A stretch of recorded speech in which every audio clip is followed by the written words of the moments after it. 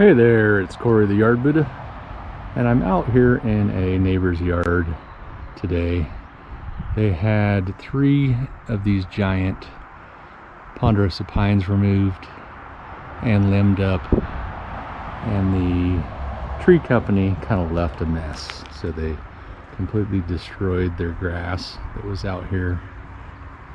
I did just pick up all of the stuff that was sitting on the yard. There was tons of branches and sawdust, and now there's just some big divots and holes, ruts from the machinery that they brought in there.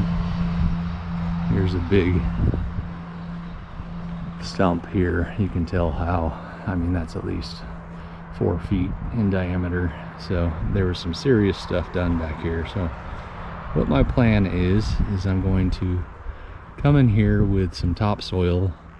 It's like a 50-50 mix, and I'm going to level some stuff out, and then we're going to come back and overseed or reseed. This is kind of like a restoration project at this point.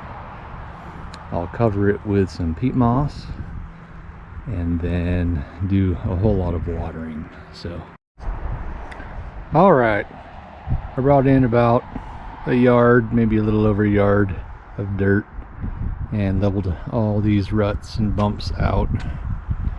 Didn't take me too long. I did have a lawn level that worked really well, so I just went around with my wheelbarrow and dumped dirt down. This was a big, huge rut right here, but this is going to make for a much smoother yard once we reseed everything. So you don't want to just throw seed down and have lumps for the rest of your life. So if you're gonna do it right. All right, getting ready to reseed this yard here right now. Gonna have some decent weather in the 70s here this next week. The last couple weeks were in the 80s and 90s, so didn't want to do it when it's too hot. So I ran through everything with my Sun Joe scarifier with the metal tine attachments down there, just to rough it up, give it a little more ability to take that seed in there. And then I took my blower and blew everything off so that I can get down to the seed bed a lot better. So just to show you what I'm working with here, I have 4 bags of peat moss, got 2 bags of Scott's starter fertilizer, and then I have 6 bags of Kentucky bluegrass mix, so that's about 15 pounds.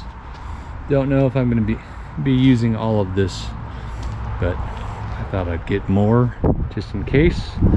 Then I have my roller here that I'm going to put the peat moss in and roll everything down on, and then I have my Scott's Elite spreader to spread the fertilizer and the seed.